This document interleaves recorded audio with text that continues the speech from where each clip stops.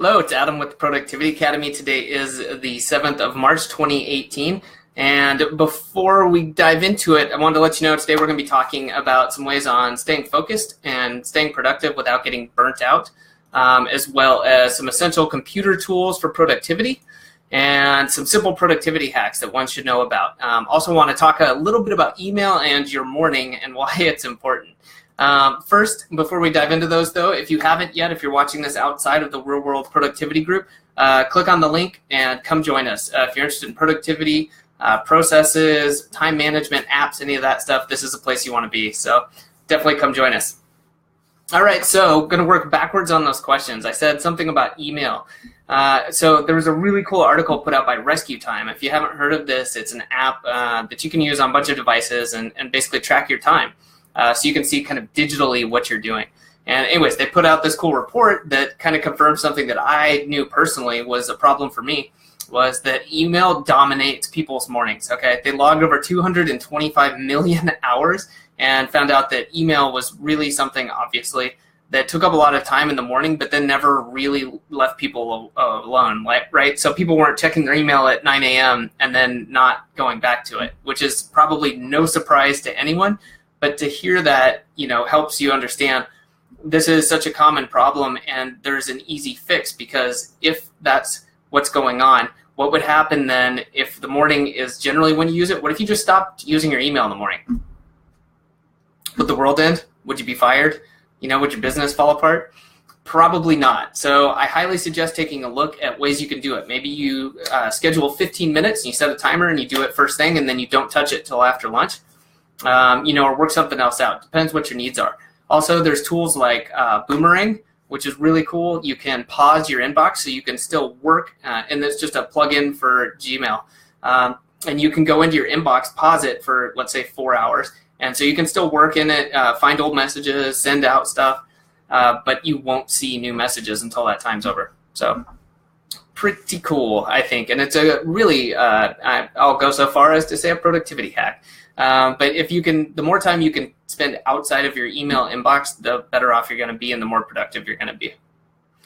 All right, so about those questions, let's get right into it. The first one is, what are some ways you stay focused and productive without getting burnt out? So great question. I think that one of the ways I do this, and it's certainly something I work on to this day, is to work in time blocks. And there's two reasons for that. So the first reason is when you're able to allot a set period of time, hopefully a large period of time, to one thing, you can focus and you're not as distracted. Whereas if you're constantly switching your attention, if you're answering emails, and then you're trying to write a piece of content, and then you get a phone call and this and that, and you keep doing that for hours on end, it's no wonder your brain is totally burnt out after, even part of the day. So really trying to do that pays off and has a huge benefit just in terms of your focus. Also, allotting time to take a break after those time blocks can really help you.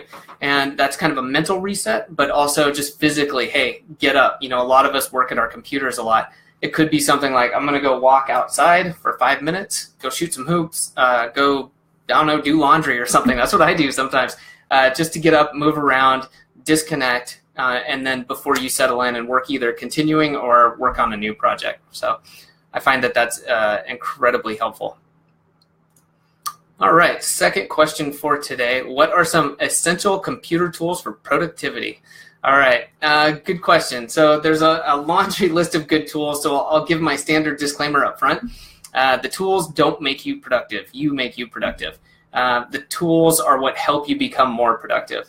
Okay, so with that out of the way, if you don't have something like a standard daily review, or you don't have a process in place to use those tools effectively, then do that first, then get these tools to help you. That said, the standard ones I like to go with, there's a lot of really good to-do apps out there, but two of my favorite are Todoist and Focuster. I think that those are really both effective and flexible tools. They have a little bit different sets, but they're both made for to-do lists and accomplishing things within set periods of time, managing projects, things like that. So check those both out. And then as well, having a place to organize your notes. So digitally, For me, that's Evernote, just having a place where I can just tag things, sort them, and mostly for me, it's not my organization system. Again, it has tags and it is organized, but that's not where I put things to immediately deal with. That's more of a reference system of mine. So having that, I know I can take a picture of something and it goes in, a certain folder, or however you want to set it up. But I find Evernote to be very effective for that. So those two are pretty awesome. And then third is not a program. I know, womp womp, it's not an app, but learning to control the digital space. Okay, so like right now, obviously I'm talking, but I'm looking, I've got 2 monitors, I've got a laptop over here, I've got these other things. It's understanding how to control all of that.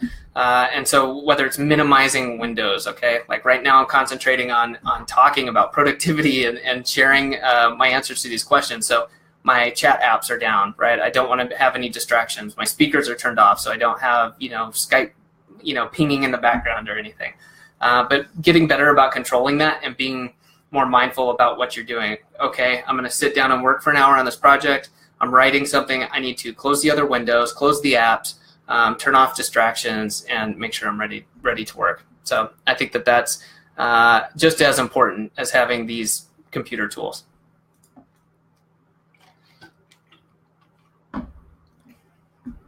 Okay, and the third and last question, unless another one comes in for today, what are some simple productivity hacks one should know about? Good question. I think that obviously there's a ton of productivity hacks out there. I've gone over several before, but the one, keep coming back to, make sure you have a daily plan, all right, and something that's flexible. If you can't do it when you're traveling, it's probably not good enough.